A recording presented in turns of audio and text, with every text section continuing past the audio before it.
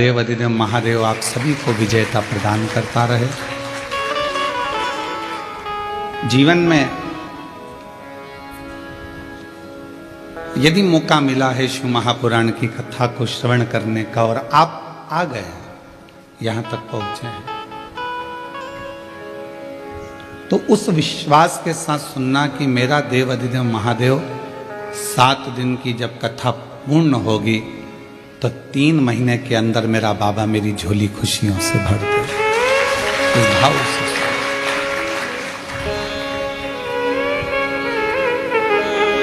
क्योंकि शिव महापुराण का सबसे बड़ा क्रम है आपका विश्वास।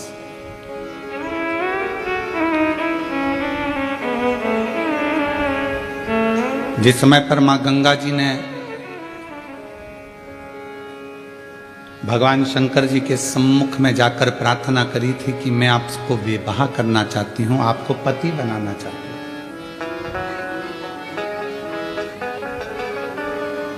पर शिव जी कहते हैं कि गंगा, ये पार्वती जो तुम्हारी छोटी बहन है, तुम भी हिमालय की पुत्री हो, ये भी हिमालय की पुत्री है, और ये पार्वती जो तुम्हारी छोटी बहन है ये मेरी अर्धांगिनी बनेगी, मैं इसको धर्मपत्नी बनाऊंगा। तो फिर मेरा तो कोई वजूद ही नहीं रहेगा। शंकर भगवान ने कहा यदि गंगा तुमको मुझ पर भरोसा है, विश्वास है। बीच में एक वीडियो चलता था, व्हाट्सएप पे आता था, क्या तुझे मुझ पर भरोसा नहीं किया? देखा था वो? तो यदि तुमको मुझ पर भरोसा है और पूर्ण विश्वास से भरोसा है तो चिंता मत करना, गंगा जो पार्वती जी का स्थान है मेरे पास में, उससे भी बड़ा स्थान तुझे मैं अपने सिर पर विराजमान करता हूं। अब जिसका भरोसा है शिव के प्रति, जिसका भरोसा है भगवान शंकर के प्रति, उसको तो मेरा बाबा संभाल कर उन्नति की ओर अपने मस्तक तक चढ़ाने का प्रयास करता। यदि विश्वास है और अगर भरोसा नहीं, इसीलिए गंगा जी के भजन में कहते हैं मानो तो मैं गंगा मां हूं और ना मानो तो बहता पानी। अगर विश्वास है तो शिव है और विश्वास नहीं तो शिव नहीं।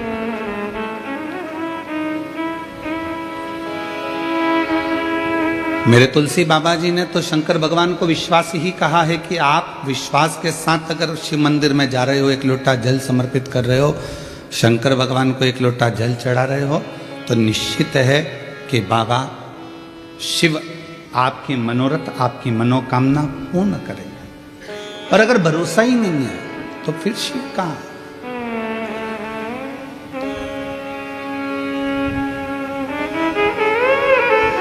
हमारी भारतीय सभ्यता में, भारतीय संस्कृति में, भारत के आनंद में, संस्कृति में, सभ्यता में, भारतीय रीति रिवाज के अंतर्गत जितने भी संबंध है हमारे विश्वास के ही तो हैं, ये भरोसे के ही तो संबंध है।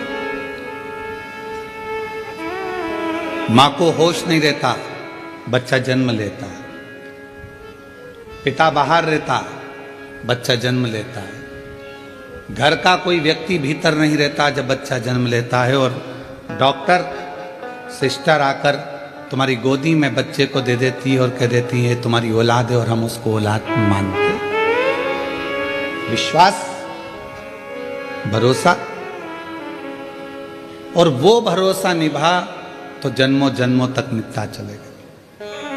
ना लड़के को देखा ना लड़की को देखा, कौन लड़का है कौन लड़की है, बस संबंध पक्का हुआ और संबंध पक्का होकर विवाह हुआ, भरोसे के साथ हम उसके ऊपर आश्रित होकर चले। विश्वास एक रक्षा सूत्र हाथ में बंधा और कह दिया ये तुम्हारी बहन है, तुम इसके भाई हो, और हमने एक रक्षा सूत्र पर विश्वास कर लिया।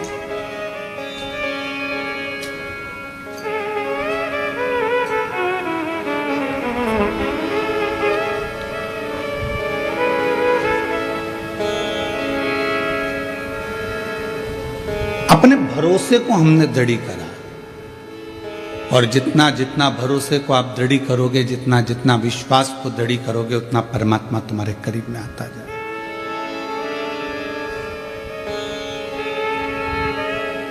आज एकादशी से मध्य पूर्णिमा के बाद तक ये पवित्र कथा चलेगी। आप सभी को मालूम होगा, विजयदशमी जब पूर्ण हो जाती है, विजयदशमी जब पूर्ण होती है और पूर्ण होने के बाद मां आद्य शक्ति 64 योगिनियां भगवान शंकर के पास जाकर पंचरात्रि तक नृत्य करती हैं।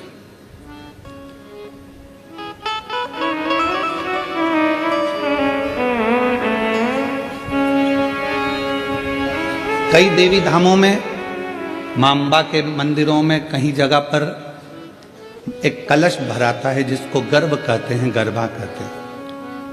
ये नवरात्रि में अलग, ये गरबा अलग होता है जो विजयदशमी के बाद से प्रारंभ हो जाता है।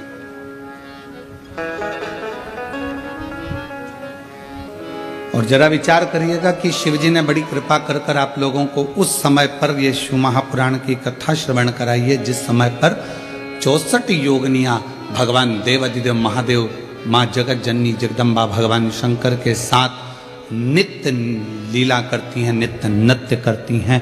और जो भक्त उनकी शिव और शक्ति की कथा कर तत्व ग्रहण करते हैं, उनकी झोलियां खुशियों से भर देती हैं। ये साधना का समय है।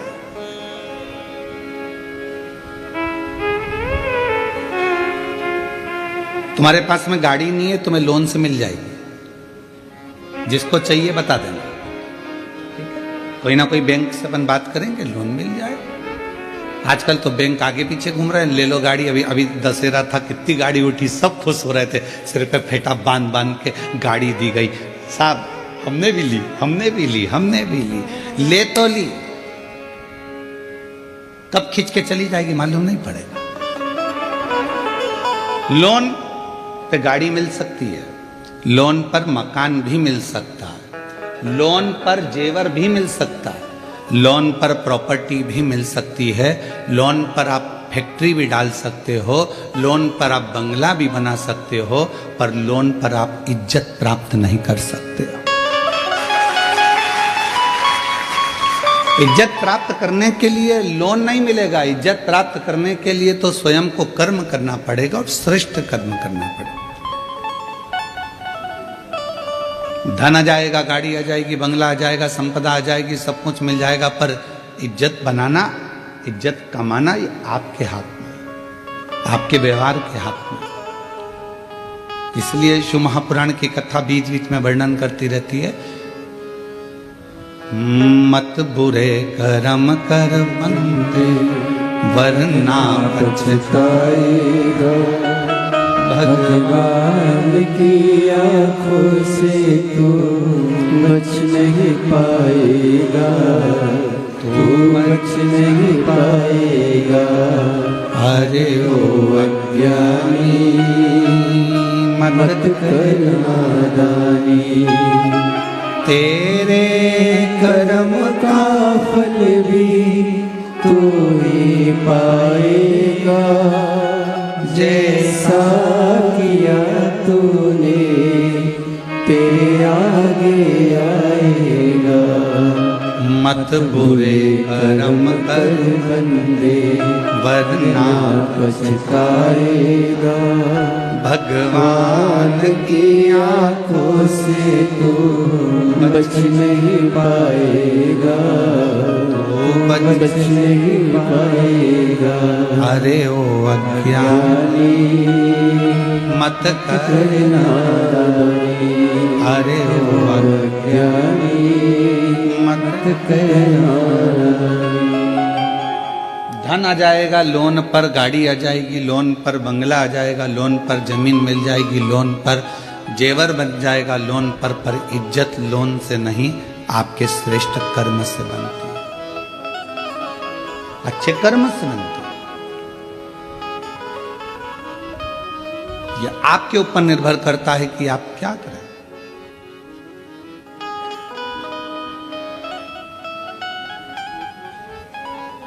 तो शिव नाम भगवान शंकर की यह पवित्र कथा विश्वास की कथा, आप जितने दिल से सुन सकते हो, पूरे डूब जाओ उसके अंदर।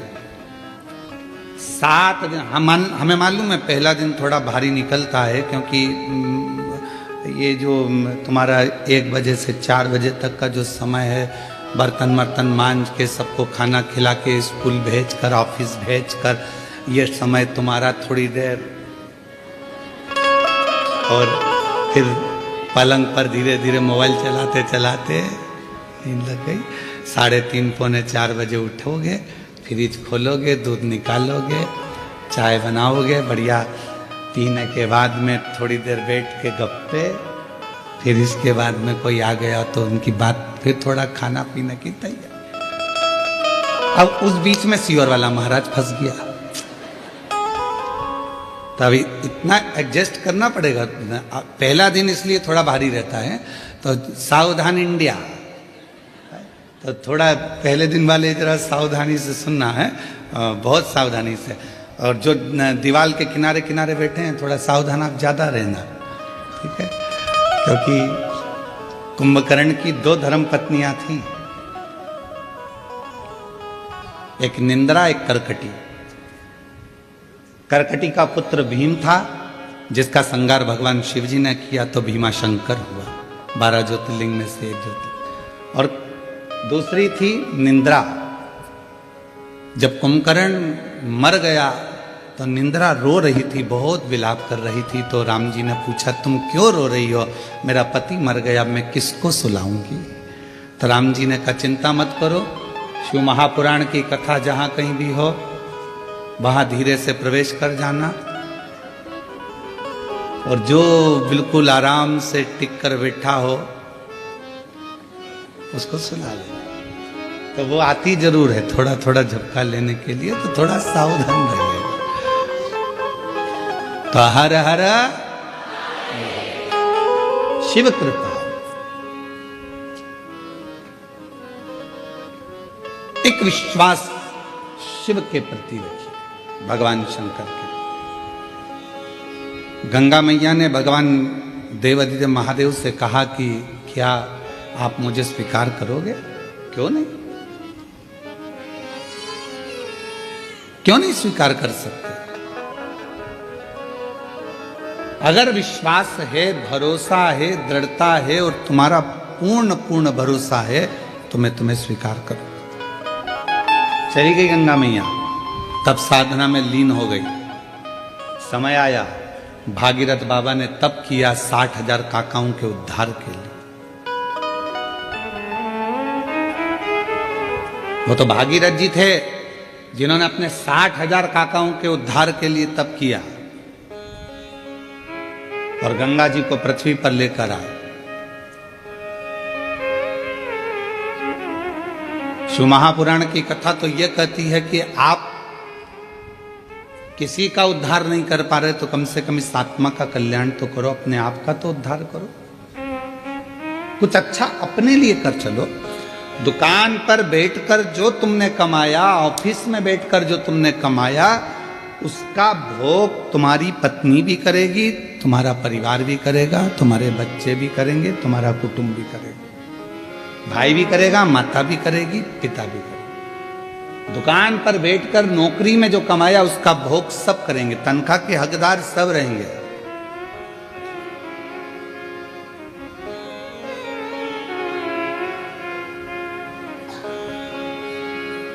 पहले के समय में चलता था नौकरी, एक करे नो खाए, उसको कहते थे नौकरी। फिर आई चाकरी, एक करे 4 खाए, चाकरी। आज के जमाने में चलती है तनख्वाह। व्यक्ति उतना ही कमा पाता है जितना तनख्वाह लेता है, उससे ज्यादा मिल भी नहीं पाता। पर जितना तुमने दुकान पर बैठकर कमाया, जितना तुमने नौकरी कर कर कमाया, उसका तो भोग तुम्हारी पत्नी भी करेगी, बच्चे भी करेंगे, सब करेंगे। पर किस तरह से कमाया है आपने, उसका कर्म का भोग तो केवल आप अकेले को करना, कोई दूसरा नहीं करना। पूछा जाएगा हर श्वास का एक एक जवाब पूछा जाएगा। पूछते? आपका और हमारा तो शुरू से ही आदत बनी हुई है। जब पढ़ते थे, स्कूल जाते थे, उस समय पर भी लोग पूछते थे, क्यों? टीचर पूछते थे, तुमने ये करके लाए कि नहीं लाए, तुमने ऐसा करा कि नहीं करा, हमने होमवर्क दिया था, तुमने करा कि नहीं करा, ये लिखा कि नहीं लिखा, ऐसा करा कि नहीं। तो वो तो क्रम चालू रहता। तो जब बचपन में टीचर पूछता था, बड़े होकर माँ बाप पूछते हैं, तू वहाँ गया था, क्या करा, कैसे करा। तो परमात्मा भी तो पूछेगा कि तू नीचे गया था, तुझे मृत्यु लोक में भेजा था और महाराष्ट्र की पवित्र भूमि पर जलगांव में तुझको भेज दिया था, जन्म दे दिया था, तूने वहां जाकर करा क्या, ये बता। सत्संग किया, संतों का सानिध्य किया, सेवा करी, कितनी करी, वो मुझे बता। तो पूछे, फिर आप क्या बोल पाओ? किसी के लिए नहीं कर रहे तो कम से कम इस आत्म कल्याण के लिए, स्वयं के लिए खूब कमाओ, अपनी कैपेसिटी से ज्यादा कमाओ। हम तो हमेशा कहते हैं, तुम अगर अच्छी मेहनत कर सकते हो तो कमाओ, खूब कमाओ। जब तक तुम्हारा शरीर चले तो अच्छी दमदारी से कमाओ। 4-6 प्लाट भी लो, खूब दमदारी से पत्नी के जेवर भी बनाओ। अगर दुकान अच्छी चले, नौकरी अच्छी चले, तो पत्नी के जेवर भी बनाओ, मकान भी लो, प्लाट भी लो, जमीन भी लो, जायदाद भी लो, खूब कमाओ। पर एक बात याद रखना, तुम्हारी नौकरी चले तो तुम ये सब कुछ करो, पर उसी तरह तुम्हारा जब तक शरीर चले तब तक शंकर के मंदिर में जाकर एक लोटा जल भी चढ़ाते। शरीर नहीं चलेगा, दूसरे जाएंगे, हाथ जोड़कर कहेंगे हमारी उनकी तबीयत खराब है, एक लोटा जल चढ़ाकर कहेंगे उनको ठीक कर देना। दूसरा नहीं, अपना स्वयं का, स्वयं के काम आता।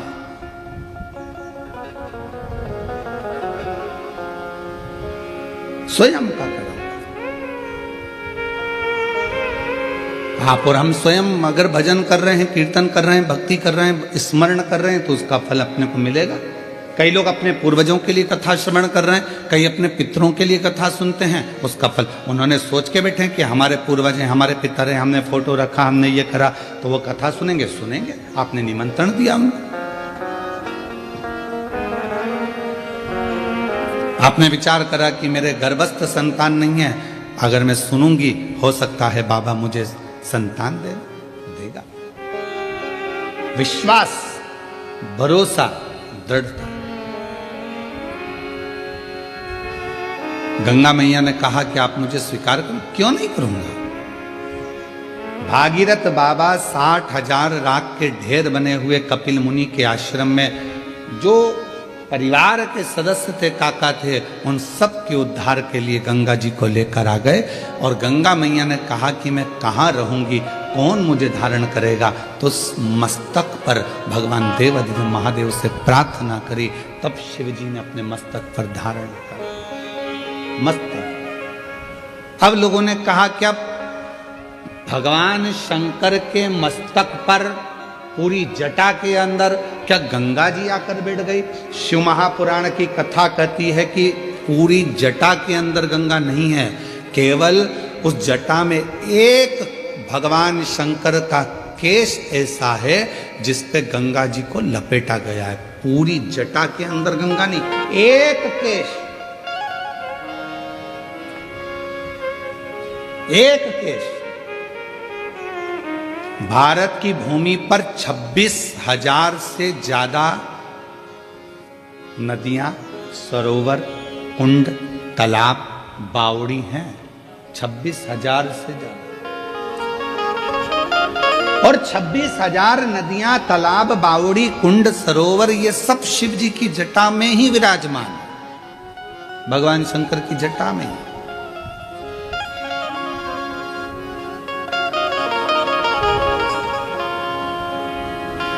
हमारे शास्त्र क्यों कहते हैं प्रदोष आई, आप लोग स्नान करने के लिए नदी, तालाब, कुंड, बावड़ी जा रहे हो? क्यों कहते हैं? हम कहते हैं गोदावरी नहाने के लिए जा रहे हैं, कृष्णा नदी नहाने के लिए जा रहे हैं, गंगा जी नहाने के लिए जा रहे हैं, सरयू जी नहाने के लिए जा रहे हैं, नर्मदा जी नहाने के लिए जा रहे हैं, छिपरा जी नहाने के लिए जा रहे हैं। क्यों जा रहे हैं? क्यों? किस क्यों का?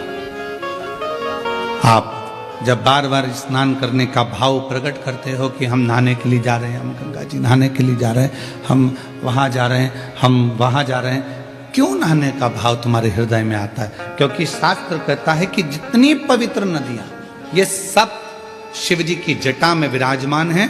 जब हम किसी पवित्र नदी में डुबकी लगाते हैं तो स्वयं शंकर की जटा में हम स्वयं जाकर विराजमान हो जाते हैं, शिव के मस्तक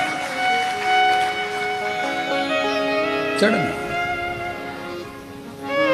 और मैंने तेरे ही भरोसे बाबा, तेरे ही भरोसे हवा विच उड़ती जावांगी बाबा, डोर तो छड़ना कटी जाएगी।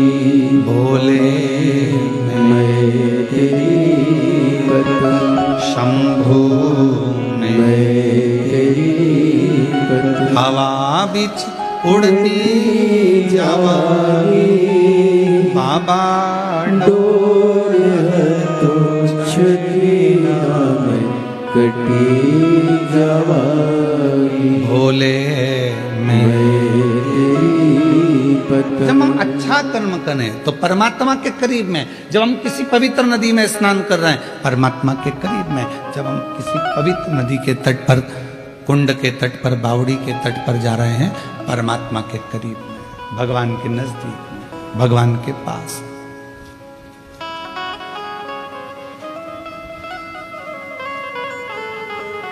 आप सबने रामचरितमानस में एक बात सुनी होगी कि रावण प्राणों को जब त्याग रहा था तो उसने लक्ष्मण जी को 3 उपदेश दिए थे।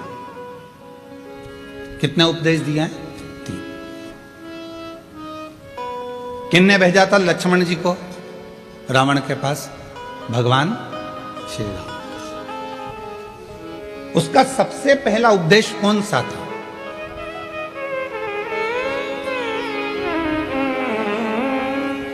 रावण ने मरने से पहले 3 बातें बोली लक्ष्मण जी के कानों में। और आप सबको मालूम है कि लक्ष्मण जी ज्ञान लेने के लिए जब गए थे तो रावण के सिर के पास जाकर खड़े हो गए थे, तो रावण ने मुंह फेर लिया था, ज्ञान नहीं दिया था। लक्ष्मण जी वापिस आ गए थे राम जी के पास में कि ऐसा रावण है, लोग कहते तब विद्वान है। मैं उसके पास गया तो उसने मुंह फेर लिया। भगवान राम जी ने कहा ज्ञान लेते समय सिर पे जाके बैठते हैं कि चरणों में बैठते हैं? तो कहाँ गया था? तो के सिर के पास, चरणों में जाकर बैठ। रावण पड़ा है मृत्यु सैया पर, जमीन पर, लक्ष्मण जी उसके चरणों में जाकर बैठ गए तो रावण ने हाथ का इशारा कर कर बुलाया मेरे करीब में। 3 उपदेश रावण ने मृत्यु की सैया पर मरने से पहले लक्ष्मण जी के कानों में दे दिया। पहला, अच्छे कार्य में 1 मिनट की देरी मत करो। लक्ष्मण, यदि कोई अच्छा कार्य हो रहा है और उसमें अगर आपको जाने का मौका मिल जाए तो 50 काम छोड़ दो, सबसे पहले अच्छे काम में पहुंचने का प्रयास करो।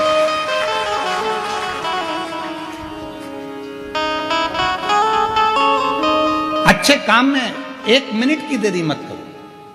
अच्छे कार्य में बिल्कुल देरी ना करिए। अच्छा कार्य करने का मौका मिला तुरंत जाइए, भगवत भजन करिए, स्मरण करिए।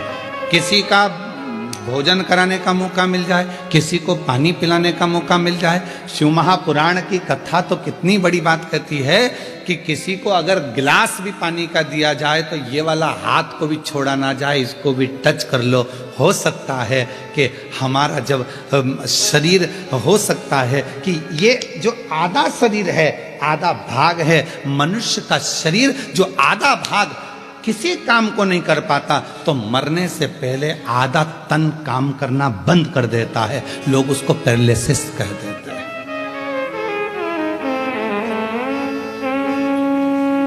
आधा शरीर काम नहीं करा। जब भगवत भजन का समय आया, सत्कर्म का समय आया, हम भोजन करा रहे थे, एक हाथ से दे दिया, दूसरा हाथ टच ही नहीं कर पाया। एक हाथ से पानी का गिलास उठा कर दे दिया, पानी भी नहीं पिला पाया। ये आधा अंग किसी काम का नहीं आया। लोगों ने कहा ये लेफ्ट भाग है ना, ये किसी काम का नहीं होता, ये बेकार भाग है। तो कहा इसको अच्छा बनाने के लिए क्या करना पड़ेगा? तो कोई प्यासे को जब पानी पिला रहे हैं तो दोनों हाथों से उस जल के पात्र को दीजिए। यहां तक हमारे पूर्वजों में, हमारे पुरखों में ऐसा नियम चलता था। पूर्वजों में अगर कोई पानी पीता था, ऐसे मुख लगाकर पानी पीते थे, तो लोटे से पानी देने वाला दोनों हाथों से पानी डालता था और पीने वाला एक हाथ से पीता था। क्यों? क्योंकि वो ग्रहण कर रहा है और वो देने वाला दोनों हाथों से दे रहा है। तो ये हाथ का प्रयोग पूर्ण होना चाहिए, जिससे मरने से पहले इस शरीर का आधा अंग रह ना जाए। इसको चालू रखने के लिए अभी से काम करना पड़ेगा। शिव जी के मंदिर में दोनों हाथों से जल चढ़ाइए, शंकर जी के मंदिर में दोनों हाथ से सफाई करिए, शिव जी के मंदिर में दोनों हाथ से झाड़ू पोछा करिए, शिव जी के मंदिर में दोनों हाथ से दीप को लगाइए। शिव जी के मंदिर, कई माताओं की आदत रहती है एक हाथ में घंटी पकड़ ली, एक हाथ में पकड़ लिया दिया, एक से घंटी बज रही है, दूसरे से दिया बज रहा है। पर हमारे यहाँ पर यहाँ तक कहा गया कि प्रथम आरती प्रारंभ होने से पहले मंदिर के घंटी को नाद करिए और नाद करने के बाद थोड़ी देर दोनों हाथों से दीप जलाकर उसको घुमाइए। अर्थात भगवान के सामने ये दोनों हाथों का सदुपयोग करिए, प्रयोग करिए। उसके बाद फिर भले एक हाथ में दिया ले लो, एक हाथ में घंटी ले लो, चल जाएगा, पर ये दोनों हाथों का सदुपयोग होना चाहिए, दोनों हाथों का। और कोई पिछले जन्म के अच्छे कर्म मुझे बाबा तेरा साथ मिला, कोई पिछले जन्म के अच्छे कर्म मुझे बाबा तेरा साथ मिला। जहाँ सारी दुनिया झुकती है, जहाँ सारी दुनिया झुकती है, मुझे वो आली दरबार मिला, दरबार मिला। कोई पिछले जन्म के अच्छे कर्म मुझे बाबा तेरा साथ मिला। पूर्व का कोई कर्म तो अच्छा कर्म, यहाँ तक हमारे शास्त्र कहते हैं। कितना सुंदर कहा, एक चावल के दाने को भी अगर शिव जी पर चढ़ाया जाता है तो डब्बे में से, कई माताओं की आदत रहती है डब्बा खुला हुआ है, डब्बा रखा हुआ है, उसमें से एक चावल का दाना उठाया, शिव जी को चढ़ा दिया। शिव महापुराण की कथा कहती है, डब्बी में से अगर शिव जी को चावल का दाना चढ़ा रहे हो, पहले डब्बी में से उठाकर अपनी हथेली पर रखो, फिर उस चावल के दाने को भगवान को समर्पित करते चलो, समर्पित करते चलो, फिर करें।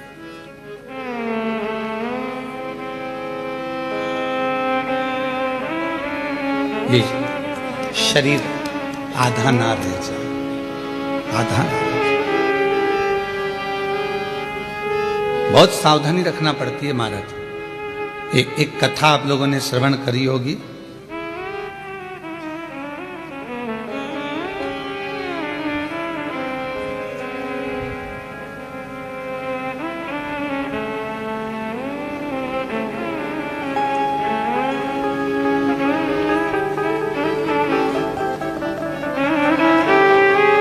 आंत्री ऋषि और अनसुईया माता की।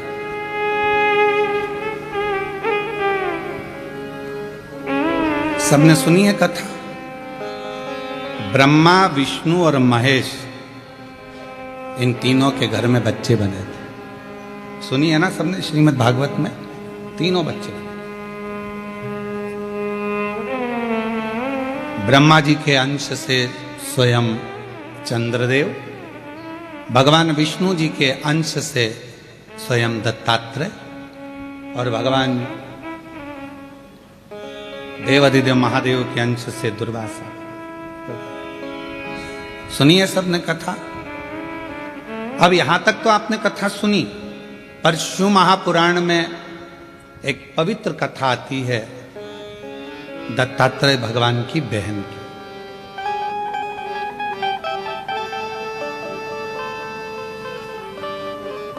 चंद्रदेव की बहन की, दुर्वासा जी की बहन की। एक पवित्र कथा थी। और ये कथा यदि आपको पढ़ना है, ये कथा गुरु जी कहां से बोल रहे हो, तो ऋग्वेद में से बोल रहे हैं इसको। ये ऋग्वेद की कथा है। और इस कथा का अगर आप स्मरण करेंगे, ऋग्वेद में अगर इसको पढ़ेंगे तो ये कथा आपको मिलेगी। और बड़ी सुंदर कथा है, बड़ी सुंदर। ऋग्वेद का ये पवित्र चरित्र। आंत्री और अनसुईया मैया के तप साधना से, इनके तप करने से, इनकी साधना करने से इन्होंने भगवान ब्रह्मा विष्णु महेश तीनों की साधना करी थी और तीनों को पुत्र के रूप में प्राप्त किया था। तीनों कथा थी एक बड़ी सुंदर की, एक बार देव ऋषि नारद जी माता लक्ष्मी जी के यहाँ पहुंच गए थे और माँ लक्ष्मी जी के यहाँ जाकर देवऋषि नारद जी ने कहा, माँ बहुत भूख लगी है, कुछ भोजन मिलेगा क्या? माता लक्ष्मी जी अंदर गई, मोतीचूर का लड्डू लेकर आई और मोतीचूर का लड्डू लाकर माता लक्ष्मी जी ने तुरंत नारद जी को दिया। नारद जी ने खाया। खाते से नारद जी बोले, मैया लड्डू में मजा नहीं आया, अब तो लक्ष्मी जी के कांटे से खून नहीं। लक्ष्मी जी ने कहा, खा गया 4 और बाद में कह रहा है कि आनंद नहीं आया।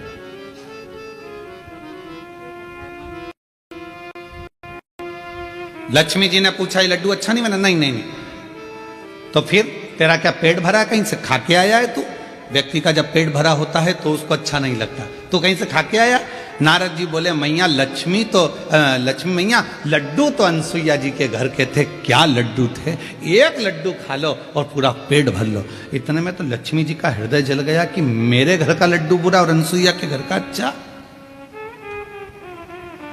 हम हमेशा अपनी व्यासपीठ से कहे हैं कि पतियों से निवेदन है, तुम्हारी पत्नी जैसा भोजन बनाए पेट भर कर खाओ, खूब तारीफ करो, भले रोटी कितनी भी जल जाए पर तारीफ अच्छी है।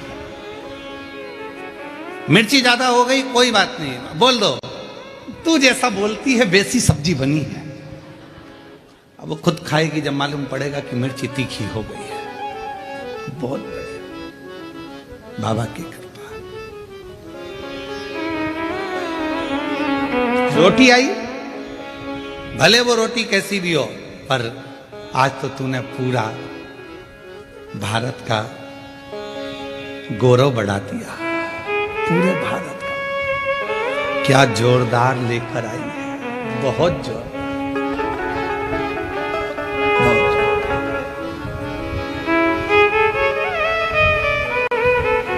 कभी भी मत कहना कि ये अच्छी चीज नहीं बनी है, बहुत जोरदार, बहुत जोरदार। अब लक्ष्मी जी को कहकर नारद जी पहुंच गए माता वीणा देवी के पास में, माँ सरस्वती के यहाँ। मैया भूख लगी है, वहां पर भी कहा है कि लक्ष्मी जी के यहाँ का लड्डू भी ठीक नहीं था, आपके घर का भी लड्डू ठीक नहीं है, लड्डू तो अनसुईया जी के घर का। पार्वती जी के यहाँ पहुंच गए। पार्वती मैया लगी थी, आकड़िया की रोटी बनाई, काकड़िया की साग, पर से माता पार्वती जी पावे बोला, पावे बोला। अब माता ने भोजन बनाया और नारद जी से कहा कि ये भोजन ग्रहण करो, ले। अब नारद जी भोजन ग्रहण करने के लिए बैठे और जो मैया ने रोटी दी पाने के लिए, और मैया रोटी दी और नारद जी जैसे ही खाने के लिए बैठे, और खाने के बाद में नारद जी बोले, पहले तो खा ली खूब डपट के, खूब अच्छे से खाई दमदारी से हो। उसके बाद बोले, मैया क्या भोजन था अनसुईया जी के घर का, इतना शानदार भोजन, पूछो मत, पूछो ही मत। दुनिया के लोगों की आदत रहती है, शादी वाले के यहां जाते हैं, खूब डपट के खाते हैं, फिर भी चलते चलते कहते पानी पूरी का पानी अच्छा नहीं था, चलते चलते। वो इडली तो इतनी कड़ली बनी थी ना, खा गई 4 और बाद में करे कि वो इडली कड़ली रह गई थी, पकी नहीं थी, थोड़ी और सीज जाती तो अच्छी हो जाती। क्योरी बिंदड़ी सही है कि गलत है? अब वो बिंदड़ी भी हाँ कह रही, हाँ मम्मी बिल्कुल सही बात। खा गई। तीनों देवियां इकट्ठी हो गई एक जगह पर और तीनों ने विचार करा, क्यों नारद आया था क्या? हाँ। क्या कह रहा था? बस लड्डू खा के चले गए और अनसुईया जी है, कोई उनका गुणगान कर रहा था। अनसुईया? मेरे पास भी बोला, मेरे पास भी बोला, परीक्षा लेना चाहिए। किसको भेजेंगे? तीनों देवताओं को भेज दो। ब्रह्मा विष्णु महेश के पीछे पड़ गई तीनों देवियां, जाओ जरा परीक्षा लेकर आओ। अनसुईया जी के दरवाजे पर जाना नहीं चाहते थे क्योंकि वो पतिव्रता धर्म का पालन करने वाली थी। वो पति को परमेश्वर के रूप में पूजती थी। हम कैसे उसके यहाँ चले जाएं, कैसे परीक्षा लें? बहुत कठिन है परीक्षा। जैसे लिंग पुराण में एक शब्द आता है, वेद व्यास जी वर्णन करते हैं लिंग पुराण के अंतर्गत कि शंकर जी के मंदिर में जो प्रतिदिन जाकर दर्शन करता है उसकी जिंदगी में कभी अंधेरा नहीं आता है। लिंग पुराण में वेद व्यास जी कहते हैं जो शिव के मंदिर में जाकर प्रतिदिन दर्शन करता है, शंकर के मंदिर के सम्मुख में पहुंचकर हर हर महादेव कहता है, उसकी जिंदगी में कभी अंधेरा नहीं आता, वो कभी गम में, दुख में, तकलीफ में, कष्ट में नहीं डूबता है। देवाधिदेव महादेव उसको हर पल ज्ञान का प्रकाश, लक्ष्मी का प्रकाश, भक्ति का प्रकाश देते ही रहते हैं। ये लिंग पुराण कर रही है, ये लिंग पुराण वर्णन कर रहे हैं। देव ऋषि नारद जी ने जो करा वो ठीक नहीं करा। ब्रह्मा विष्णु महेश तीनों से कहा देवियों ने जाओ जरा परीक्षा लो, तीनों परीक्षा लो। जाने के लिए कोई राजी नहीं हो रहा, क्योंकि वो अनसुईया है, पतिव्रता धर्म का पालन करने वाली, पति को परमेश्वर मानने वाली। उनके यहाँ कैसे चले जाएं, कैसे जाकर हम परीक्षा लें? पर जाना पड़ा, धर्म पत्नी कह रही थी तो पहुंचे। पर देवियों हम जा तो रहे हैं पर इस वेश में नहीं जाएंगे, तुम कोई भी रूप रख कर जाओ। तीनों ने संतों का वेश धारण कर लिया, जाकर आवाज लगाई, माँ भिक्षाम देही। माता बाहर निकल कर आई, बाबा मैं अभी भिक्षा लेकर आती हूँ। अनसुईया मैया अंदर गई, भिक्षा लेकर आई, तीनों की झोली में भिक्षा देने लगी। इतने में तीनों ने कहा, माँ हम ऐसे भिक्षा नहीं लेते, आप अपने वस्त्र उतार कर आइए, नग्न वेश में आओगी तब हम भिक्षा ले सकते, तब हम भिक्षा प्राप्त करेंगे। ना ना ना ना बाबा, कोई नारी पर पुरुष के आगे वस्त्र विहीन कैसे आ सकती है? ये तो मर्यादा के अनुकूल नहीं है, ठीक नहीं है। संतों ने कहा अगर हम भिक्षा नहीं लेंगे तो आपका घर पूर्ण बर्बाद हो जाएगा, मां भिक्षा दीजिए। अनसुईया जी के मन में आया ये मुझे बार बार मां कह रहे हैं तो ये तो मेरे पुत्र ही हुए, क्यों ना इनको पुत्र ही बना दूं और फिर भिक्षा दे दूं। अंदर गई, जल लेकर आई। अगर मेरा सातित्व तो पक्का है, मैंने अपने पति की सेवा परमेश्वर मानकर करी है तो ये तीनों की तीनों बालक हो जाएं। जो जल छोड़ा, तीनों 1.5 महीने के बच्चे हो गए। अनसुईया जी ने उनके छोटे छोटे कपड़े में छोटी छोटी सी भिक्षा डाल दी और भिक्षा डालकर उन तीनों को अंदर ले गई। विश्वकर्मा जी से कहा एक चंदन का पलना बना दो। कहाँ जाएंगे, ये छोटे हो गए हैं, इनको मैं अपने आंगन में रखूंगी। चंदन का पलना, रेशम की डोरी और तीनों देवताओं को उसमें सुला दिया। लक्ष्मी जी ने पार्वती से पूछा, क्यों तेरा आया क्या? तुम्हारा 8 दिन निकल गए, पता ठिकाना नहीं। अब इनके तो 8 दिन निकल गए, इधर अंतरिक्षी आ गए। अंतरिक्षी ने आते से अनसुईया जी को देखा, ये 3-3 बच्चे घर में आंगन में झूल रहे हैं। अंतरिक्षी ने पूछ लिया, अनसुईया किनके बच्चे हैं? अनसुईया जी बोली अपने। अंतरिक्षी बोले अभी स्नान करने गया था तो एक भी नहीं था। अनसुईया जी बोली भोलेनाथ देते हैं तो छप्पर फाड़ कर देते हैं, ये उनकी उदार। सारी कथा सुना दी अनसुईया जी ने अंतरिक्षी को। अंतरिक्षी खुश हो गए, जो नेत्र बंद कर देखा तो ये तो मेरे 3 देवता और ये तीनों ही मेरे घर में आ गए।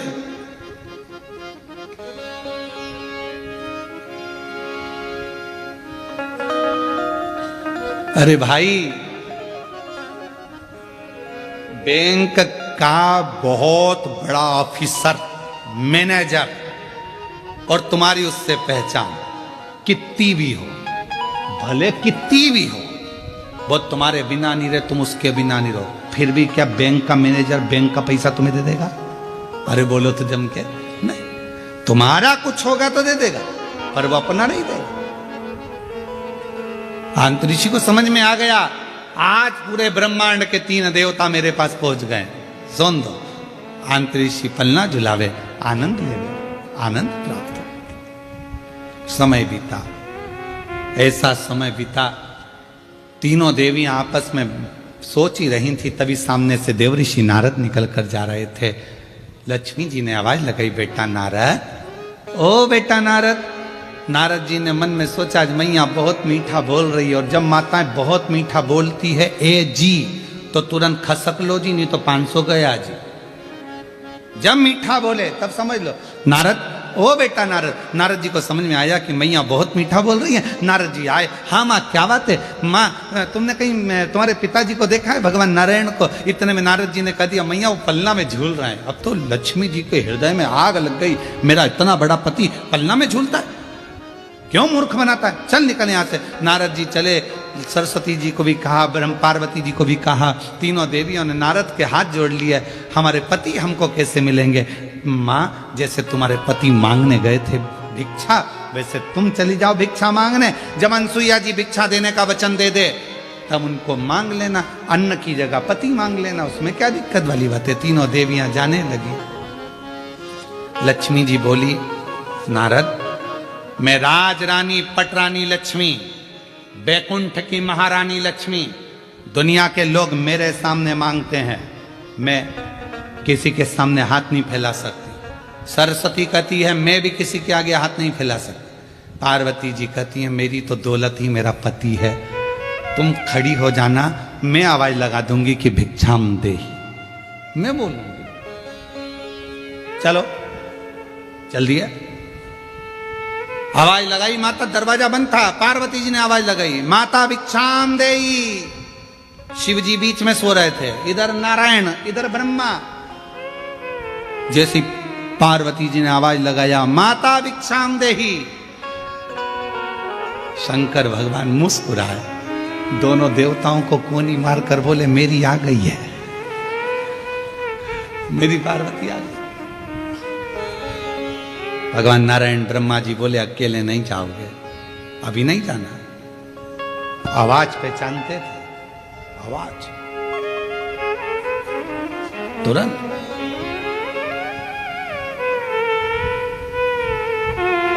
अनसुईया जी ने दरवाजा खोला, तीन देवियों को देखा, क्या बात है? माता भिक्षा चाहिए। क्या चाहिए भिक्षा में? जो पलने में सो रहे हैं वो हमारे स्वामी हैं, हमको दे दीजिए। वो तुम्हारे स्वामी है? हाँ, अगर वो तुम्हारे स्वामी है तो मैं तुम्हारी सास हूं। थोड़ी देर में अंत ऋषि आए। अंत ऋषि ने पूछा अनसुईया कौन? अनसुईया जी बोली ये तुम्हारी बहुएं हैं। बहुओं से कहा जाओ ससुर के पांव छुओ। जो पांव छुए तो अंत ऋषि ने अनसुईया का हाथ पकड़कर एक साइड ले जाकर कहा पागल हो गई है, बेटे तेते से बहू लिया साथ साथ हाथ की, ये क्या कर रही है? इतना सा बेटा और बहू सात हाथ की तो नहीं बड़ी।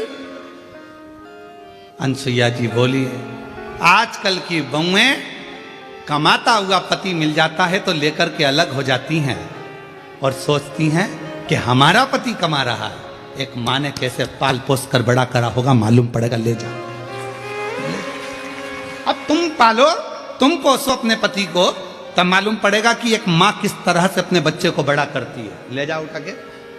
अब पार्वती जी लक्ष्मी जी से पूछी कि इन तीन में से मेरा है कौन सा? हर माल 2 रुपया। अब समझ में भी तो आना चाहिए कि इसमें है कौन सा। उठाया, लक्ष्मी जी ने एक उठाया। उनको क्या मालूम था कि ये मेरे पति नहीं है, उनने ब्रह्मा जी को उठा लिया। सब बदल बदल कर उठा रही थी। अंतरी जी ने कहा ये भ्रम है, इनको सुलाओ। चरणों में पड़ गई, माँ हमारे पतियों को बड़ा कर दीजिए। हाथ में जल लिया, अगर मेरा साथित्व पक्का है, मैंने अपने पति की सेवा परमेश्वर मानकर करी है, तीनों बड़े हो जाएं। तीनों बड़े हो गए। तीनों देवियों के साथ जाने लगे तो अनसुईया जी रोने लगी। ये चले जाएंगे तो हमारी गोद सुनी हो जाएगी, इस गोदी में कोई तो रहना चाहिए। ब्रह्मा जी ने अपने अंश से चंद्रदेव को प्रकट कर दिया। भगवान विष्णु ने अपने अंश से दत्तात्रेय भगवान को प्रकट कर दिया और भगवान शंकर जी ने दुर्वासा बाबा को प्रकट कर दिया। माँ ये 3 पुत्र तेरे इसी संसार में भव सागर से उबारने के लिए रहे। तीनों देव चले, समय आया। एक दिन, अब आइए ऋग्वेद की कथा। अनसुईया जी बैठी हुई थी और मां अनसुईया जी ने कहा अंतरिषि से, मेरे 3 पुत्र हैं पर मेरे घर पुत्री नहीं।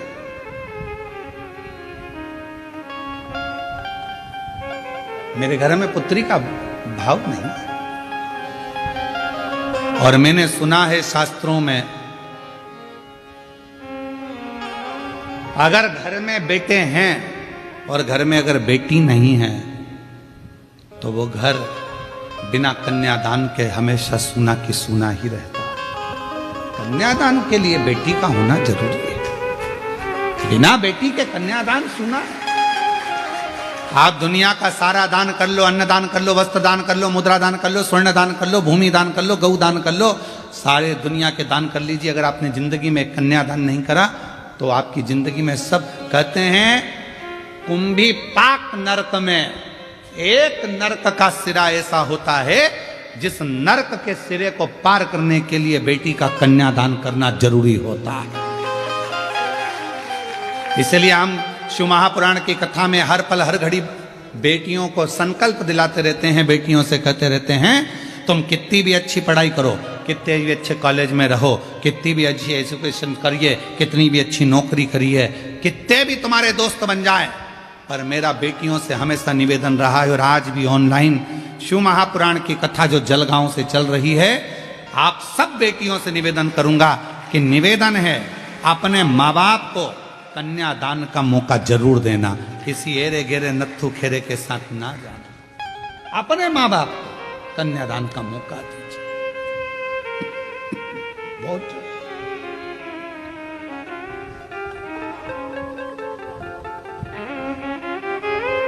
कितना सुंदर कहा, माँ बाप चले जाते हैं तब बेटा तर्पण करता है, माँ बाप चले जाते हैं तब बेटा पिंड देता है, माँ बाप चले जाते हैं तब बेटा भोजन कराकर तर्पण श्राद्ध पिंड देता है और अपने पूर्वजों को तारता है।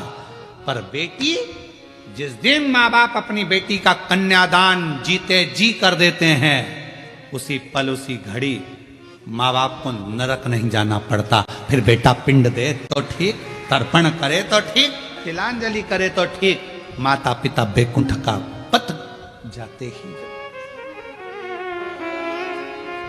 एक बेटी का। पर आजकल की उल्टी रीति है, बेटा हो जाए तो मां खुश और बेटी हो जाए तो चेहरा उतर जाता। चाय की जो केतली होती है ना, केतली तुम्हारे यहाँ क्या बोलते, डोलची केतली क्या होती है, जब वो बहू हॉस्पिटल में रहती है तो घर की जो लेडी से रहती हैं तो वहाँ हॉस्पिटल ले लेकर रोज 2-3 दिन तक जाती हैं, दूध की केतली, डंगल क्या बोलते हैं, केतली बोलते हैं ना, और ऐसी रहती है, उसमें कड़ी लगी रहती है नीचे, उसको हिलती रहती है। अब आजकल वैसी नहीं रही तो इतना लंबा थर्मस हो गया, उसमें भी लटकता रहता है। तुम देखना अगर घर में बेटा हो जाए ना तो जो केतली लेकर आती है ना, उसकी केतली बहुत हिलती है और थर्मस बहुत हिलता है। सिर पे पल्लू भी, छोरा हुआ है, बेटा हुआ है, दादी बन गई, दादी बन गई, और हॉस्पिटल से सीधी बिना पल्लू हिले, नॉन स्टॉप केतली भी बिना हिले जा रही है, तो पूछने की जरूरत नहीं है कि लड़का हुआ कि लड़की, समझ में आ जाएगा लड़की हुई है। ना केतली हिली ना मुंडा हिला, छोड़ी चली जा, बोली नहीं।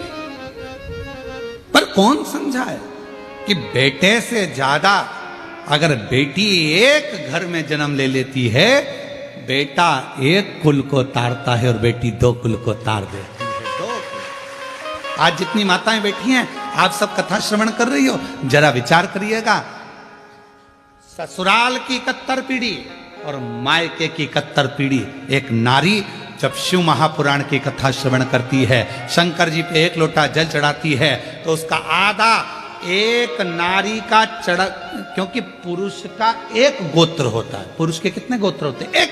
पर लड़की के कितने गोत्र होते हैं? 2। कुंवारी रहती है तब पापा का गोत्र, ब्याह हो गया तो माँ का गोत्र। तो ईमानदारी से बोलो, क्या तुम्हारा वो माँ बाप का जो गोत्र है वो तुमसे छूट गया क्या? नहीं छूटा, छूटा नहीं है। तो वो गोत्र कहां काम आता है? जब नारी पूजन करती है, व्रत करती है, आराधना करती है, साधना करती है, शिव महापुराण की कथा श्रवण करती है, तब उसका पुण्य 2 भाग में बढ़ जाता है। आधा उसके मायके के, आधा उसके ससुराल के, दोनों के भाषा, दोनों। 71 उसकी भी पार कर दी, 71 इसकी भी पार कर दी। एक बेटी,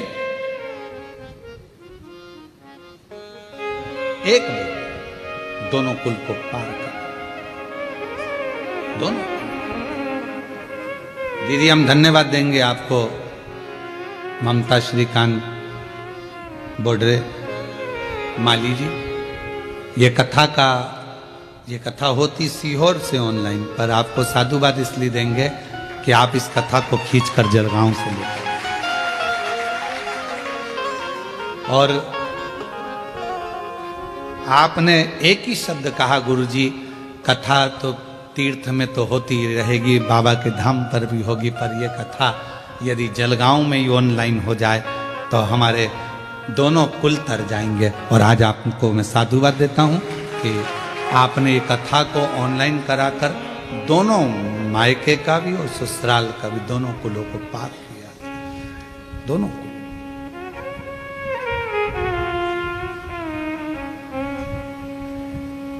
और कोई पिछले जन्म के अच्छे कर्म मुझे बाबा तेरा साथ मिला। कोई पिछले जन्म के अच्छे कर्म मुझे बाबा तेरा साथ मिला। जहाँ सारी दुनिया झुकती है, जहाँ सारी दुनिया झुकती है, मुझे वो आली दरबार मिला, दरबार। कोई पिछले जन्म के अच्छे कर्म मुझे बाबा तेरा साथ मिला। कोई पिछले जन्म के अच्छे कर्म मुझे बाबा तेरा साथ। कोई पूर्व का हमारा, तुम मेरी जीजियों से, मेरी बेटियों से, जितने ऑनलाइन कथा को सुन रहे हैं आस्था चैनल पर, फेसबुक, यूट्यूब पर, जो लाखों शिव भक्त इस कथा को श्रवण कर रहे हैं, और जितने जलगांव के वासी हैं जो ऑनलाइन कथा को श्रवण कर रहे हैं, साधुता दूंगा। एक घर में बेटी का होना बहुत जरूरी है, बेटी का होना जरूरी। और अगर बेटी नहीं हो तुम्हारे परिवार में, तुम्हारे कुटुंब में कोई बेटी किसी के यहां 2-3 हो, तो उससे कह दो एक बेटी को मैं पढ़ाऊंगी, मैं पढ़ाऊंगी इस बेटी को, इसका पढ़ाई का खर्चा मैं उठाऊंगी, कॉलेज में पढ़ाऊंगी, इसको पैसे मैं दूंगी, और कन्यादान भी, कन्यादान एक मौका कन्यादान का मिले। और बेटियों से निवेदन है, अपने माँ बाप को तुम खूब पढ़ो, खूब उन्नति करो, खूब आगे बढ़ो, पर एक निवेदन है, अपने माँ बाप को कन्यादान का मौका जरूर, कन्यादान बहुत जरूरी है, कन्यादान। अनसुईया जी ने कहा कि आंत्री बाबा मेरे घर में बेटी नहीं और मेरे बेटे ये चले जाएंगे, तो बेटी का होना जरूरी है, बेटी का। तब अनसुईया जी के भाग्य में बेटी का सुख नहीं था। आंतर ऋषि ने कह दिया कि तुम्हारे यहाँ बेटी का सुख नहीं, ये देवता भी आए हैं, तुम्हारे पुत्र बनकर, बेटे बनकर आए हैं, बेटी का सुख तुम्हारे यहाँ। पर मानी नहीं, मानी नहीं। समय आया, अनसुईया जी के घर में एक बेटी का प्रागट्य हुआ। ऋग्वेद कह रहा है एक बेटी का प्रागट्य। उस बेटी का नाम रखा अपाला। क्या नाम था? अपाला। कोई तुमसे पूछे कि दत्तात्रेय भगवान की बहन का नाम क्या है, तो क्या बताओगे? अपाला। कोई तुमसे पूछे चंद्रदेव की बहन का नाम क्या है? अपाला। कोई तुमसे पूछे दुर्वासा जी की बहन का नाम क्या है? एक बेटी ने जन्म दिया, उसका नाम था अपाला।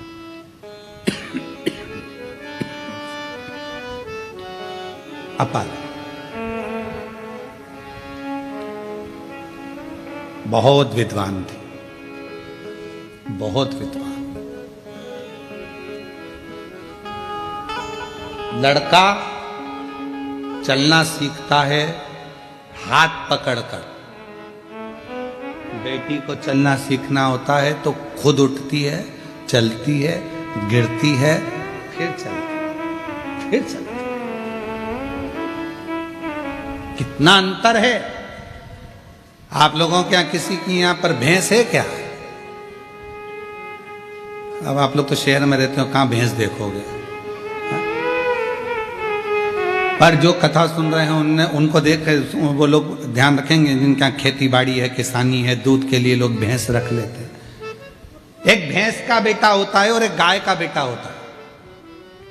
भैंस के बेटे को संभालना पड़ता है, उठाना पड़ता है, चलाना पड़ता है, नहीं तो भैंस का बेटा प्राण त्याग देता है, कुछ दिन में मर जाता है। भैंस का जो छोरा छोरी है उसको संभालना पड़ता है। पर गाय का जो बछड़ा होता है, गाय की जो बछड़ी होती है, जन्म लेने के थोड़ी देर बाद वो खुद खड़ी हो जाती है, खुद उठ जाती है। इतना बल होता है, इतना बल।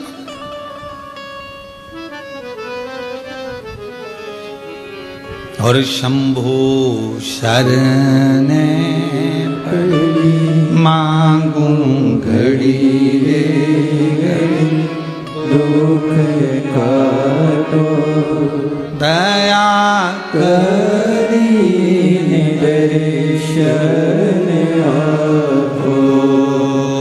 शंभु शरणे पड़ी मांगो घड़ी घड़ी दुख काटो, दया करी दर्शन।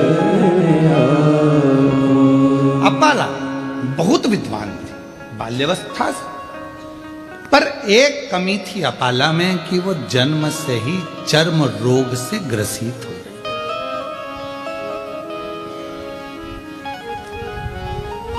शरीर में एक रोग हो गया था, चर्म रोग। अपाला उससे ग्रसित थी। कहा है पूर्व जन्म में जब हम भगवान देवाधिदेव महादेव को अपमान कर देते हैं, शिव का प्रसाद आया, उसको प्रणाम भी नहीं करा और फेंक दिया। कितना सुंदर कहा है हमारे शास्त्रों में। जितने कथा सुन रहे हो सावधानी से सुनिएगा। शास्त्रों में कितनी बड़ी बात कही। तिरुपति जा रहे हो दर्शन करने के लिए, वहां से प्रसाद लिया है, पति को भी एक लड्डू मिला, पत्नी को एक लड्डू मिला, बेटा गया उसको लड्डू मिला, बहुत सारा प्रसाद आप लेकर आए हो। नाथद्वारा गए हो प्रसाद लाए हो, गोवर्धन जी गए हो 56 भोग लाए हो, दर्शन करने गए हो वहां से लड्डू का पैकेट लाए हो, शिरडी गए, त्र्यंबक गए, जहां जहां गए वहां से प्रसाद लेकर आए हो। तो निवेदन है उस प्रसाद को जितना आप खा लो तो खा लो, ना खा सको तो तुरंत उसको बांटना प्रारंभ कर दो, उसको देना प्रारंभ कर।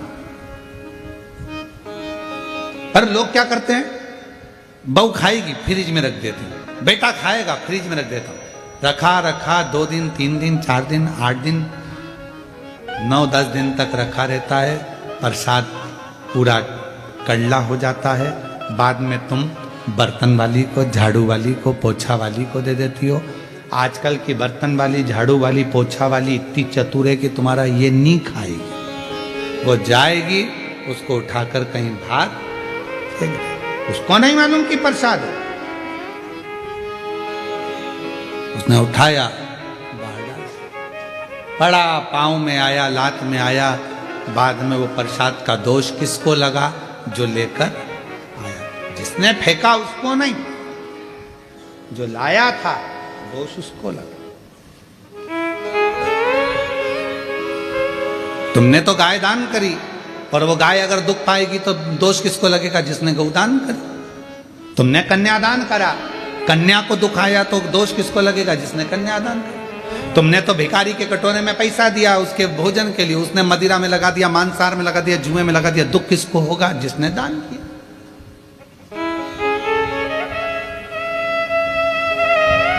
अपाला पूर्व जन्म में अनसुईया जी अंतरिषि से कह रही है मेरी बेटी ने जन्म लिया पर इसके शरीर में ये चर्म रोग हो गया।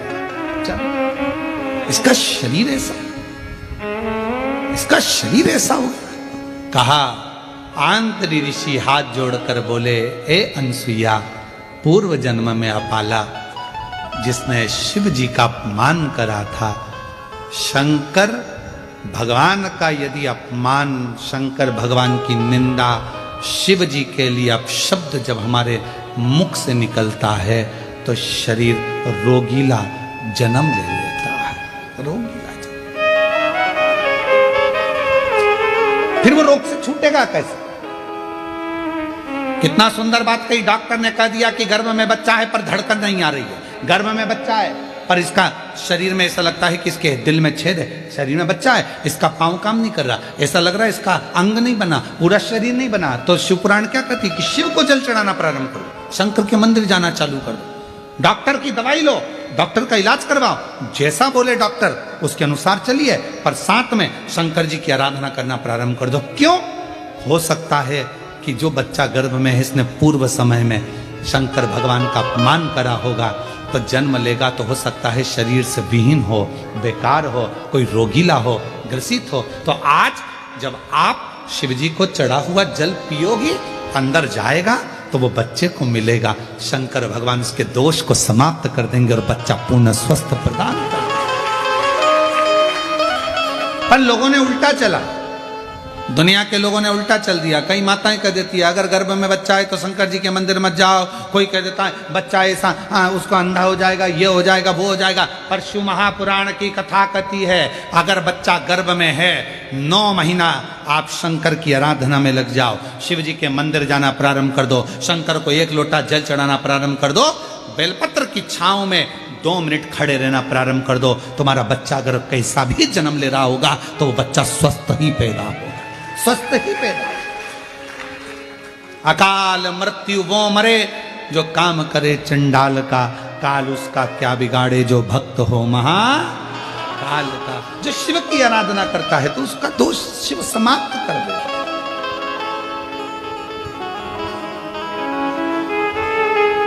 पूछा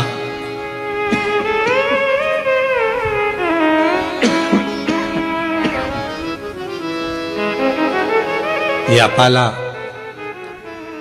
इसको ये रोग कैसे हो गए? अंतरिषि ने कहा कि रोग होने का कारण केवल एक है, एक पूर्व में इसने शिव की निंदा करी होगी, शंकर के किसी भक्त के लिए अपशब्द कहा।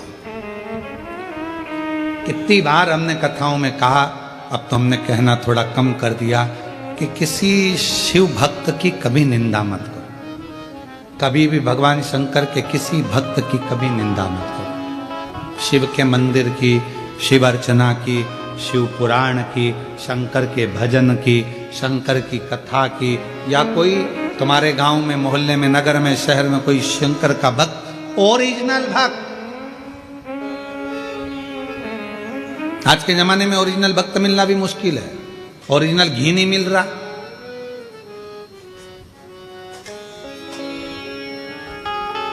ओरिजिनल चाय की पत्ती नहीं मिल रही, ओरिजिनल सब्जी नहीं मिल रही, तो ओरिजिनल गुरु मिले कहां से, ओरिजिनल भक्त मिले कहां से?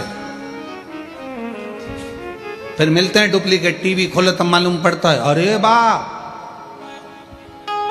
इतने बड़े, और इन्होंने ऐसा कर दिया, तब समझ में आता है ओरिजिनल ढूंढ ही नहीं पाए हम तो चमक और धमक में रह गए, सत्य तक नहीं पहुंच पा रहे। ओरिजिनल कोई शिव का भक्त मिल जाए, कोई शंकर का उपासक मिल जाए, कोई शिव का स्मरण करने वाला मिल जाए, कोई शंकर की आराधना करने वाला मिल जाए, कोई शिव का गुणगान करने वाला मिल जाए, निंदा से परे हो जाए, निंदा से,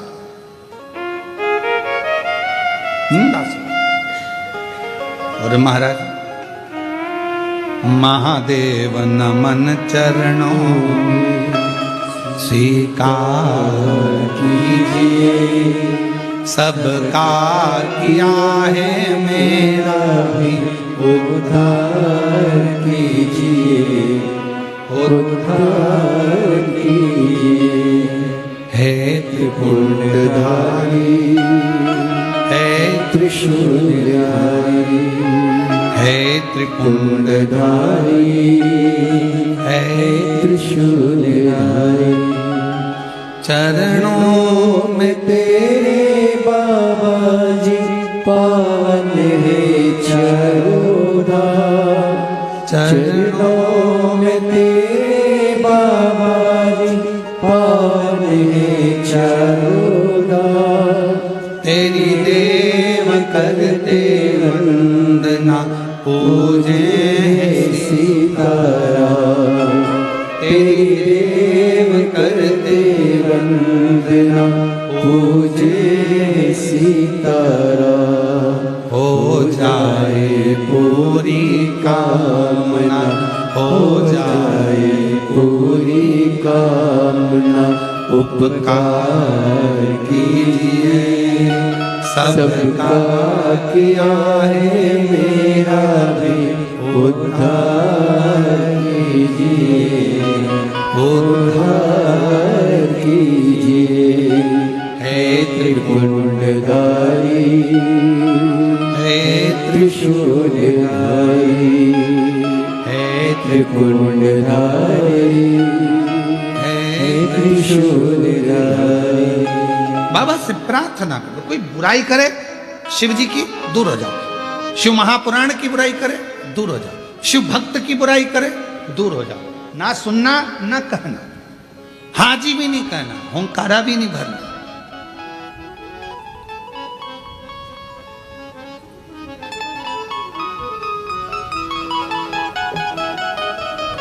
हाँ भी नहीं बोलना, ना हूं बोलना, ना हुंकारा भरना, ना कुछ करना। चलो जल्दी। अब अपाला ने पूर्व समय में हो सकता है कोई शिव निंदा करी हो, शंकर का दोष लगा। विद्वान बहुत बहुत बहुत ज्ञान, सारे वेद अपाला बाल्यावस्था में कंठस्थ करे, सारे वेद। और कहा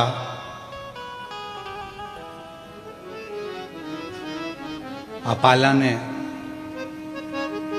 इतना अध्ययन करा, इतना अध्ययन करा कि ऋग्वेद के अष्टम मंडल के 91 नंबर के सूक्त को स्वयं अपाला ने ही रच दिया। ऋग्वेद का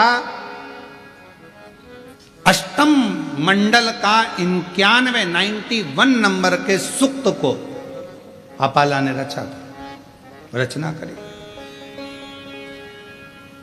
अब रचना तो कर दी, पर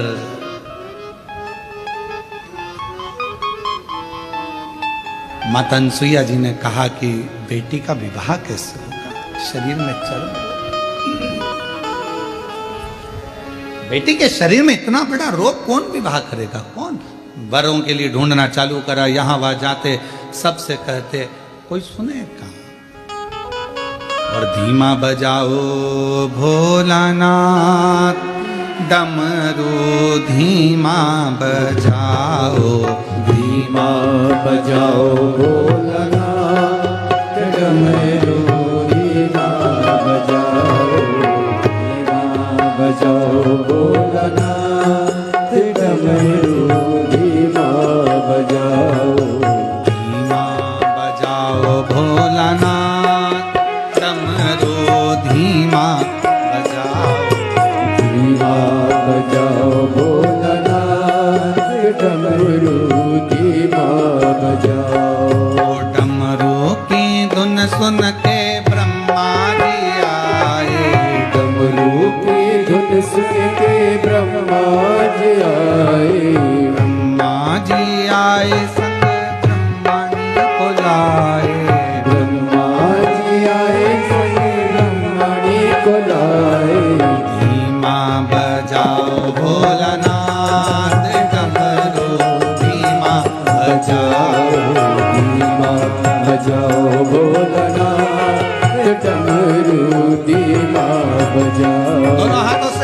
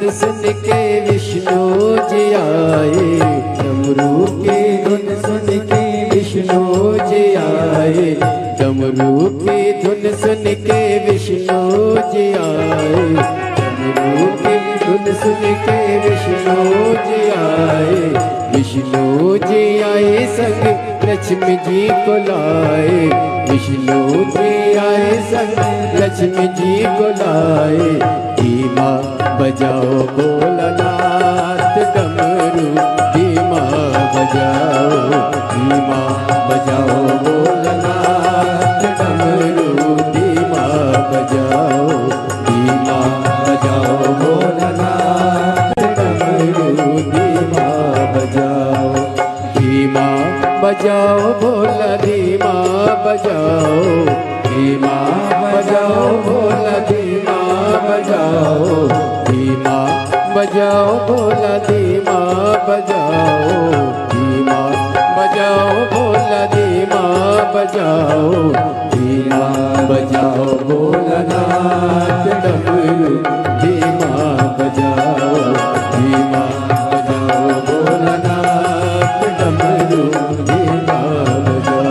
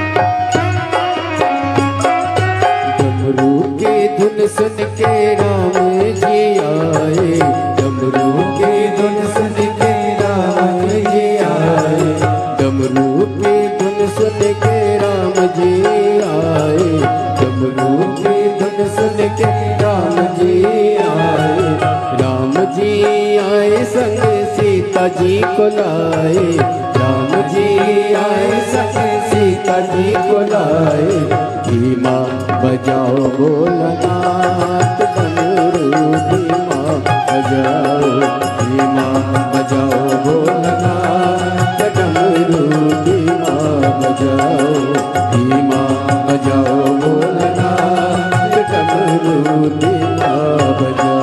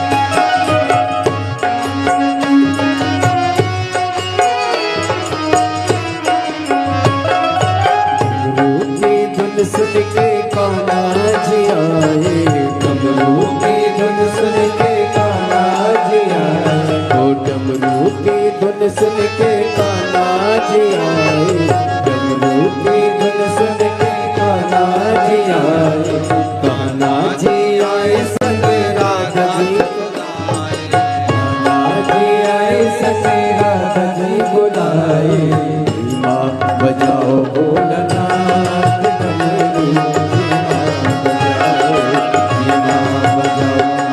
भोलानाथ डमरू, धीमा बजाओ, धीमा बजाओ भोलानाथ डमरू, धीमा बजाओ, धीमा बजाओ भोलानाथ डमरू, धीमा बजाओ, धीमा बजाओ भोलानाथ डमरू, धीमा बजाओ, धीमा बजाओ भोलानाथ डमरू, धीमा बजाओ, धीमा बजाओ भोलानाथ डमरू, धीमा बजाओ, डमरू धीमा बजाओ, डमरू धीमा बजाओ, डमरू धीमा बजाओ, डमरू धीमा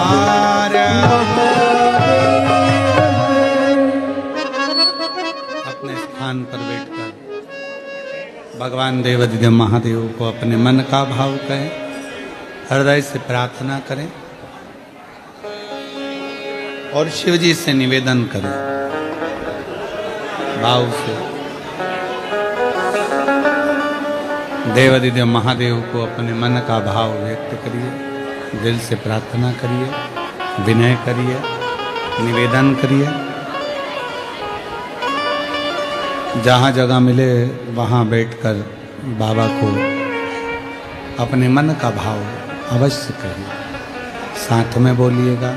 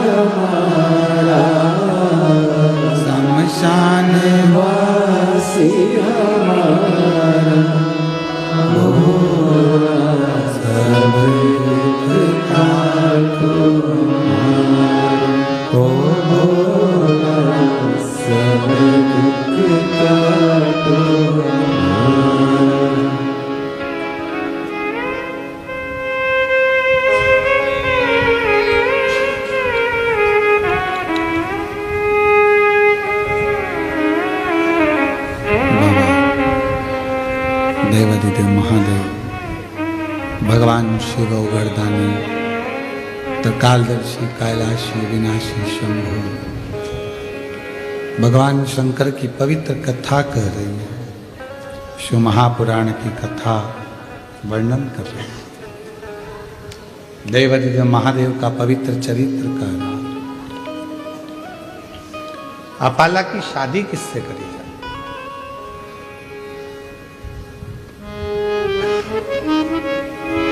शरीर में रोग है, चर्म रोग है, कोई वर नहीं मिलता, कोई लड़का नहीं मिलता।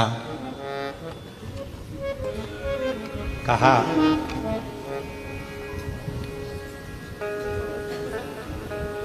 इंद्रदेव प्रसन्न हुए। क्यों?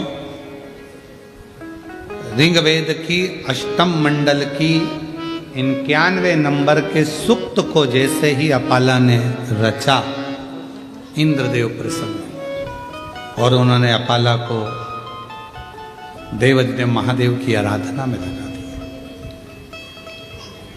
अपाला शिव की आराधना। अच्छा वर पाना है, अच्छी कन्या चाहिए, अच्छी नौकरी चाहिए, अच्छा रोग मुक्ति हो जाए, कैसा भी रोग है वो मुक्त हो जाए, कितना भी कड़क रोग क्यों ना हो, उससे भी अगर मुक्ति चाहिए, अपना कर्म पूरी लगनता से करो। रोग मुक्ति के लिए डॉक्टर को भी जांचे कराओ, दिखाओ, और साथ में शिव जी की आराधना, शंकर की आराधना।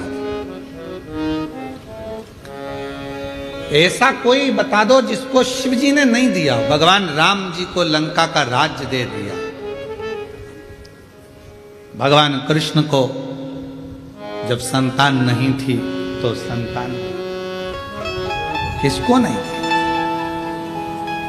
और तेरी कृपा का क्या है भरोसा, कब किस पर हो जाए, जरा सी हम पर कर दो, जरा सी हम पर कर दो। तेरी कृपा का क्या है भरोसा, कब किस पर हो जाए, जरा सी हम पर कर दो, जरा सी हम पर कर दो। जिस पर भी हो गई तेरी कृपा करुणा हो, भव पार हुआ, भव पार हुआ। पापी हो चाहे जितना, उसका भी बाबा उद्धार हुआ, उद्धार हुआ। गिद्ध अजामिल गणिका जैसे तेरे मन को भाई, जरा सी हम पर कर दो, जरा सी हम पर कर दो। तेरी कृपा का क्या है भरोसा, कब किस पर हो जाए, जरा सी हम पर